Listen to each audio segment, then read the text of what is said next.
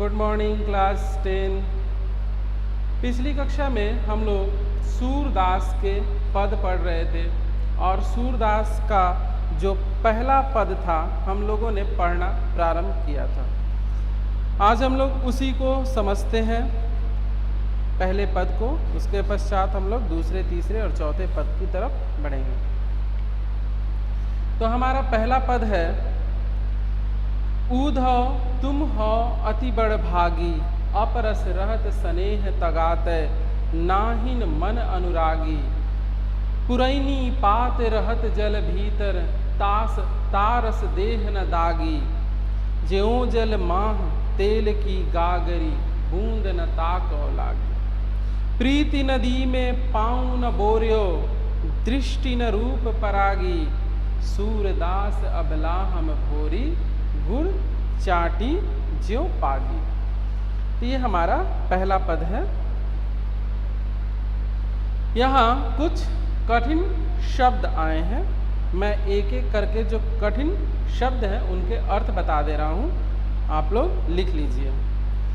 उद्धव, उद्धव को कहा गया है। अति का अर्थ है अत्यंत, अति का अर्थ है अत्यंत। बड़भागी का अर्थ है भाग्यवान, बड़भागी का अर्थ है भाग्यवान। अपरस का अर्थ होता है अलिप्त या अछूता। क्या होता है? अलिप्त या अछूता। स्नेह का अर्थ होता है स्नेह, प्रेम। तगा का अर्थ होता है धागा या बंधन। अनुरागी का अर्थ होता है प्रेमी, अनुरागी का अर्थ होता है प्रेमी।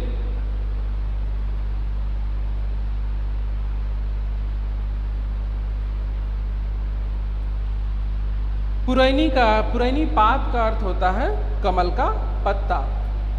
पुरैनी पात का अर्थ है कमल का पत्ता।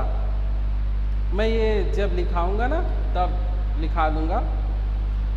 ये आप लोगों को कहाँ से लिखना है आप लोग को पहले से ही पता है। देह न दागी का अर्थ है दाग धब्बा, शरीर पर। देह का अर्थ है शरीर, दागी का अर्थ है दाग धब्बा। माह का अर्थ है में, ताको का अर्थ है उसको। प्रीति नदी का अर्थ है प्रेम की नदी। बोरियो का अर्थ है डुबाया। पाँव का अर्थ है पैर। परागी का अर्थ है मुग्ध होना। अबला स्त्री को कहा जाता है। भोरी का अर्थ है भोली, भोली भाली। गुड़ चाटी जो पागी का अर्थ है गुड़ में, गुड़ से लिपटी चींटी की तरह, गुड़ से लिपटी चींटी की तरह। तो अब हम लोग इसकी व्याख्या कर लेते हैं, इसको समझ लेते हैं कि इसके माध्यम से सूरदास जी क्या कहना चाहते हैं। उद्धव तुम हो अति बड़ भागी। सूरदास कह रहे हैं कि गोपियां कह रही हैं किसको? उद्धव को उलाहना देते हुए, व्यंग करते हुए उद्धव से कह रही कि हे उद्धव आप अत्यंत भाग्यशाली हैं। उद्धव आप अत्यंत भाग्यशाली हैं। कैसे? यह आश्चर्य की बात है क्या कि प्रेम स्वरूप श्री कृष्ण के समीप रहते हुए, अपरस रहत स्नेह तगात, नाहिन मन अनुरागी। आप प्रेम स्वरूप श्री कृष्ण के समीप रहते हुए भी उनके प्रेम से अछूते हैं, अलिप्त हैं। इसलिए आप क्या हैं? अत्यंत भाग्यवान हैं, बड़भागी हैं। ये क्या उनको, उनकी बड़ाई कर रही हैं? नहीं, उन पर व्यंग कर रही है, कटाक्ष कर रही है, उलाहना दे रही है। पुरैनी पात रहत जल भीतर, तारस देह न दागी। क्या कह रही हैं? कि जिस तरह से कमल का पत्ता, आप लोग देखते ही हैं कमल का पत्ता जल में रहता है और जल से लग के रहता है, तो उस पर कोई भी, उसके पत्ते पर देखिएगा कोई भी बूंद यानी जल का, बूंद का कोई दाग नहीं होता।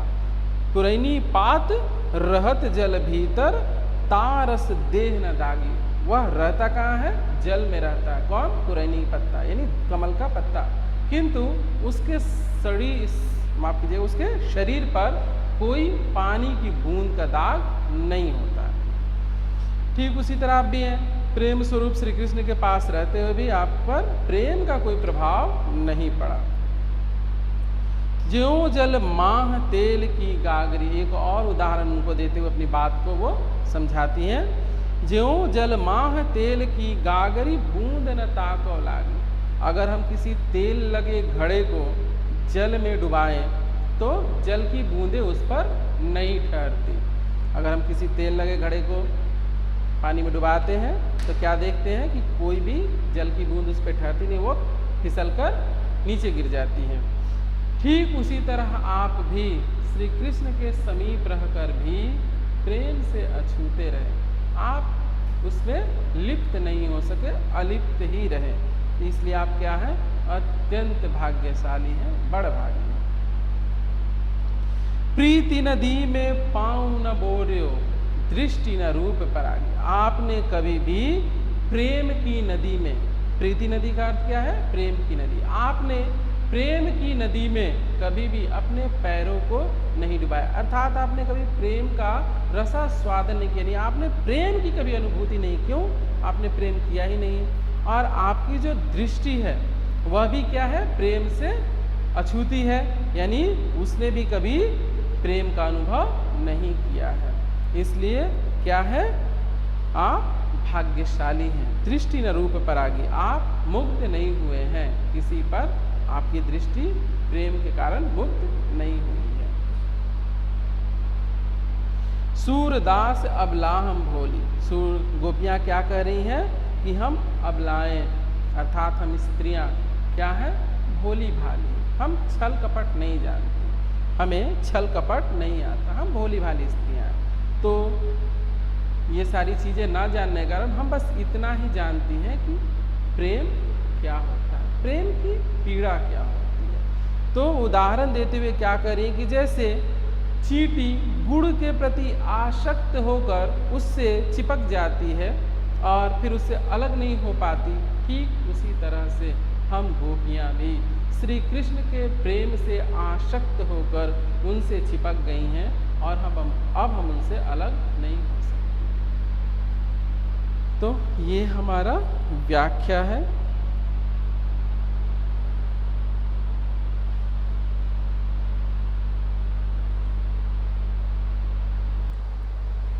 तो किसी को कोई समस्या नहीं है, नो सर, नहीं, ओके, यानी सबको समझ में आ गया।